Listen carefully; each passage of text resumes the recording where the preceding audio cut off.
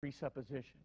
What they started with was any conditioned reality must have its conditions fulfilled. The fulfillment of conditions has to have an unconditioned reality at the set of a series of conditions. That unconditioned reality itself has to be absolutely simple because compatible with anything which could ever come into being.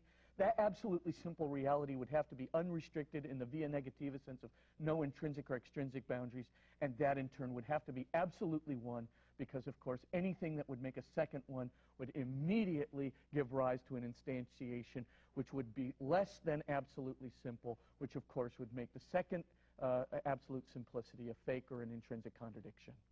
Now, that's what metaphysicians said. So what about God?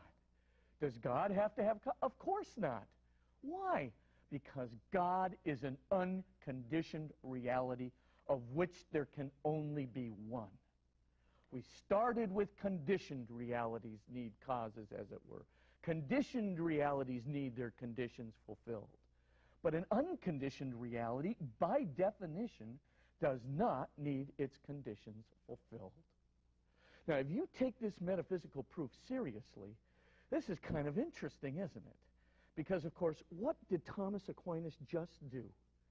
He proves, right, and I'm kind of just doing a little bit of an update, you know, with some contemporary language and some contemporary examples like electrons and protons and things, but technically the proof is quite sound. What is being proven here is the following: that you need at least one unconditioned reality, that unconditioned reality must be absolutely simple, that an absolutely simple reality must be unrestricted or infinite in the sense of the via negativa, no intrinsic or extrinsic boundaries, and therefore it must be one. That is to say, one and only one, because any second would be a fake, which means that it would have to be the continuous creator of everything else that is. So says I, Thomas, other metaphysicians, therefore God must exist. If the definition of God here is an absolutely unique, unrestricted, that is to say infinite, an absolutely unique, infinite, continuous creator of all else that is, which is an unconditioned reality and absolute simplicity, then God as defined must exist. And the interesting thing is there's really only two ways out of this little pup. The first way out is you can deny that an unconditioned reality has to be absolutely simple, but then you're going to have to explain how it can be compatible with everything else that is. Or you can say that hypothesis F or hypothesis not F are true, that they can really exist in all reality. In other words, you can try and say that there doesn't have to be at least one unconditioned reality in all reality.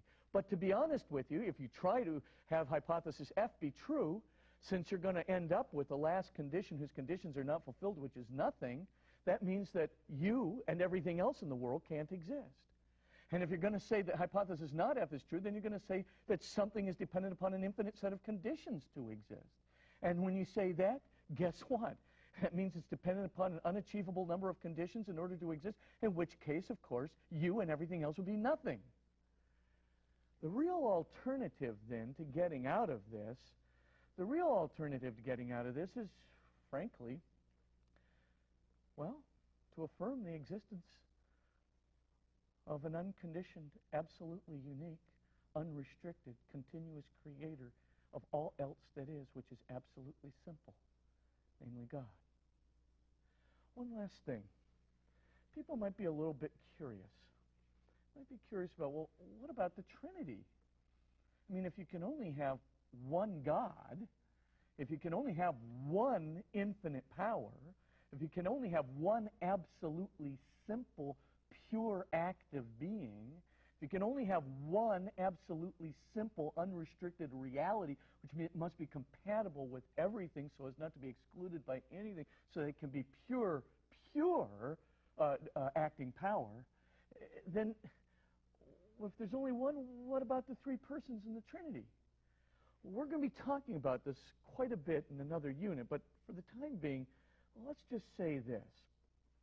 That, remember when I was talking about self-consciousness? And I said you could be aware of your awareness, and you could even be aware of your self-awareness, that you could actually be aware right now that you were self-aware? And remember I said that if you could be aware of your self-awareness, you could almost have your own inner universe. You could, as it were, you could like have your own inner world. And there would be the outer world, and in here would be the inner world, which I constituted by my self-awareness, by my awareness of my self-awareness. And in a way, then, I have a privacy. I have, as it were, an independence. I have a kind of an autonomy in my own inner world juxtaposed to the outer world. And if that is the case, then, of course, I actually can have a self-consciousness which makes use of my power. Now, what I want you to just see for the time being is what we have proved is one infinite power. What we have proved is one absolutely simple acting power. What we have proven is one unconditioned, absolutely simple acting power. And now conceive of this.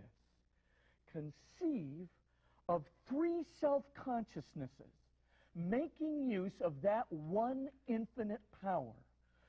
Three persons, which are like three self-consciousnesses, three self-awarenesses, making an unconditioned and unconditional use of that one infinite power source, that one unrestricted infinite power, so that they are using unconditioned that one infinite power. And what are they doing, as we'll see later? They are in love. And they are loving one another such that there is real interpersonal love taking place through these three self-awarenesses, making an unconditional use of the one infinite power source, the one infinite nature, the one infinite power of God. And that is the beauty of Christianity. It is the beauty of this proof. It is the beauty of absolute simplicity. It is the beauty of infinity. It is the beauty of the God which can be known through faith